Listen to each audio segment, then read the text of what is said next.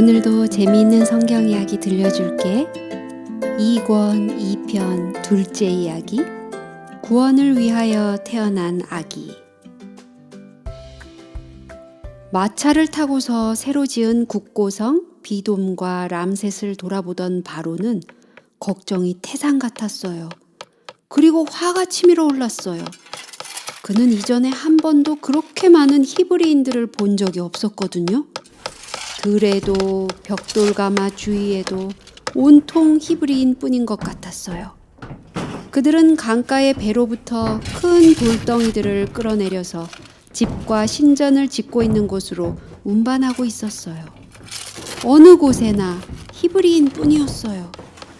제일 꺼림칙한 것은 그들 모두가 참으로 튼튼하고 힘센 장사같이 보인 것이었어요. 힘에 겨운 일을 시켜서 그들을 없애버리려고 생각했었는데 오히려 전보다 더 수가 많아진 거예요. 그의 계획은 다 틀려버린 거예요. 바로는 이제 남은 길은 오직 한 가지라고 생각했어요. 만약 힘든 일을 시켜서 없애지 못한다면 다른 수를 써서라도 그들을 없애야만 한다고 생각했어요. 그렇다면 히브리인들의 아기가 태어나자마자 죽이는 것보다 쉬운 일이 어디 있겠어요? 그래서 그는 히브리인들의 모든 사내 아이들을 강에 던져버리라는 법령을 만들었어요. 히브리의 부모들은 그 끔찍한 소식을 듣고 얼굴이 새파랗게 질렸어요. 처음에는 도무지 믿을 수가 없었어요. 모든 사내 아이들을 죽이라고 할 만큼 잔인한 임금님이 있을 리가 없었거든요. 그렇지만 그것은 사실이었어요. 잠시 후에 사람들은 아기를 빼앗아 가지고 빠져 죽거나 악어에게 잡아 먹히도록 나일강에 던져 넣는 군인들의 끔찍한 이야기를 들었어요. 갓난아이나 어린아이가 있는 사람들의 마음은 어땠을까요? 엄마 아빠들은 말할 것도 없고 형과 누나들은 얼마나 걱정했을까요?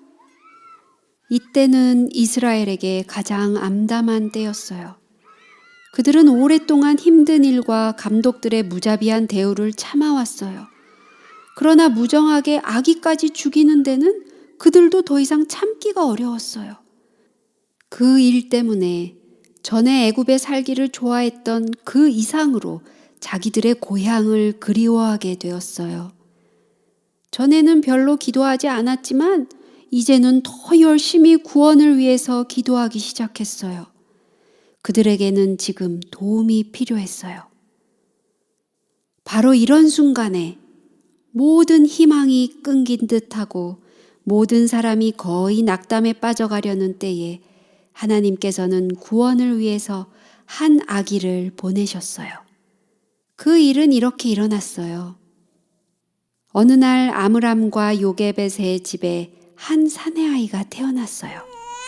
이 경건한 히브리 부부에게는 미리암이라는 소녀와 아론이라는 소년이 있었고 또 한 아기를 갖게 되었던 거예요. 그런데 이걸 어쩌나? 지금은 안 되는데요. 군인들이 아기를 찾으러 올 텐데 어떡하죠? 부모님이 그 갓난아기에게 어떤 이름을 지어주었는지는 아무도 확실히 몰라요.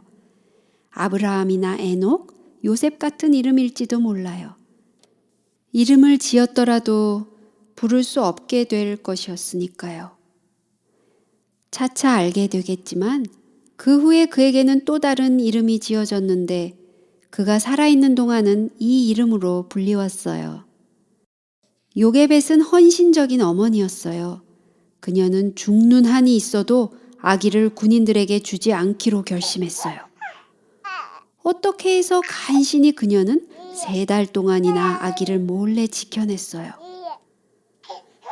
하지만 3달 된 아기를 숨긴다는 것은 어디에서고 보통 어려운 일이 아니었어요.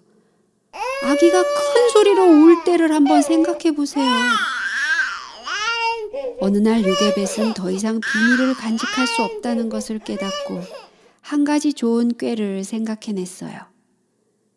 그녀는 작은 배를 만들어서 아기를 안에 넣고 강가에 살짝 띄우기로 했어요. 혹시 그 옆에 지나가는 인정 많은 애굽 여인이 그것을 발견하고 그 속에 있는 어린 것을 불쌍하게 여길지 누가 알아요? 현명한 방법은 그것밖에 없는 것 같았어요. 죽음을 무릅쓰고라도 그녀는 그 길을 택하기로 했어요.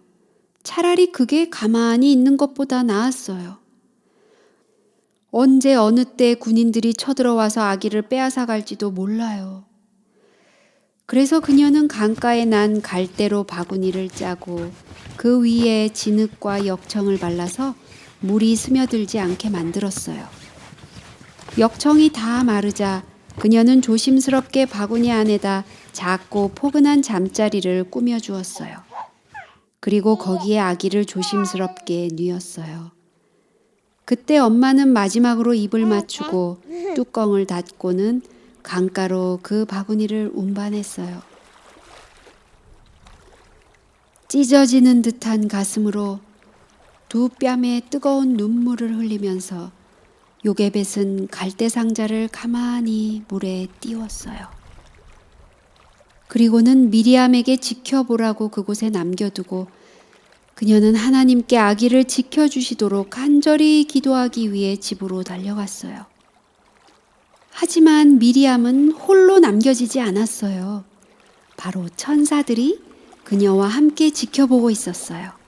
왜냐하면 그 아기는 놀라운 미래를 위해서 하나님께서 준비하신 아주 특별한 아기였거든요. 바로의 딸이 시녀들을 데리고 잠시 후에 이 옆에 나타나리라고는 아무도 생각지 못했어요. 갑자기 이상하게 생긴 네모난 상자가 그녀의 눈에 띄었어요. 그녀는 시녀 가운데 한 사람을 보내서 그것을 가져오게 했어요. 상자 뚜껑을 열자 그 안에는 잘생긴 사내 아이가 있었어요. 그 불쌍한 어린 아기는 앙앙 울고 있었어요. 이는 히브리 사람의 아이로다 하고 말하면서 공주는 아마도 아기를 안아서 토닥거리며 귀여워해 주었을 거예요. 성경에는 공주가 그를 불쌍히 여겼다고 했는데 거기에는 많은 뜻이 들어있어요. 그녀는 아버지처럼 잔인하고 무정한 사람이 아니었어요. 시녀들이 아기를 둘러서서 어떻게 할까 하고 바라보고 있는데 미리암이 살짝 나타났어요. 공주에게 말을 하는 일은 매우 큰 용기가 필요했지만 어린 동생의 목숨이 달린 일이라면 그녀는 무슨 일이든지 할 각오가 되어 있었어요.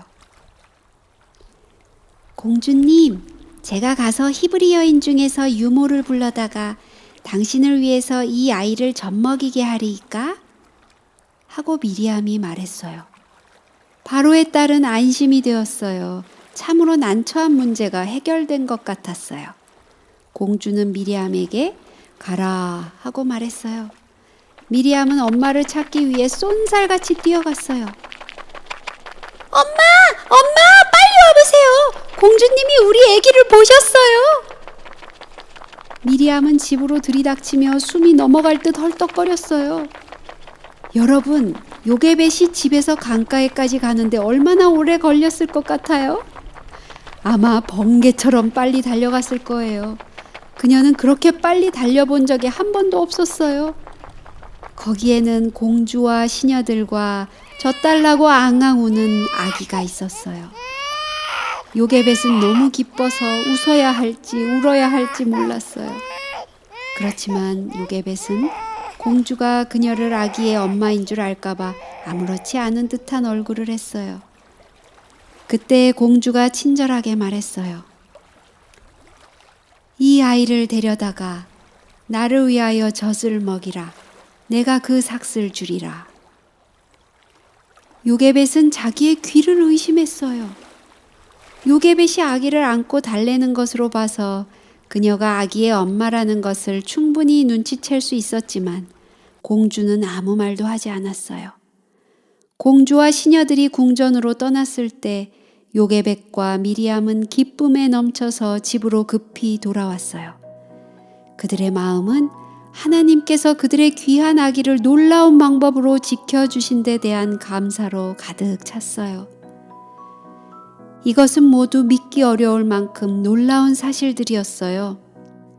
아기를 다시 집에 데려왔을 뿐 아니라 이제는 군인들이 절대로 죽일 수 없게 된 거예요. 공주는 그 아기의 보호자가 되었어요. 공주는 그의 어머니에게 그를 돌보아주는 대가로 양육비를 줄 것이에요. 요게벳은 아기에게 제일 좋은 음식을 먹일 수 있었어요. 제일 좋은 것으로 아기를 기를 수가 있었어요. 바로의 딸이 그 돈을 모두 대주겠다고 했거든요. 이제 아기는 이름을 가지게 되었어요. 그 이름은 바로 강가에서 공주가 지어준 것이었어요. 그것은 모세라는 이름이었어요. 그 뜻은 건져냄이었는데 이는 내가 그를 물에서 건져내었음이라 하고 공주가 말했기 때문이에요. 만일 공주가 이 아기가 장차 어떤 사람이 되어서 무슨 일을 할 것인지 알았다면 그 아기를 살려주었을까요? 아마도 살려주었을 거예요. 왜냐하면 이 아기야말로 하나님의 백성을 구원하기 위해서 애굽에서 자유의 나라로 그들을 이끌어내기 위해 하나님께서 보내신 바로 그 사람이었으니까요.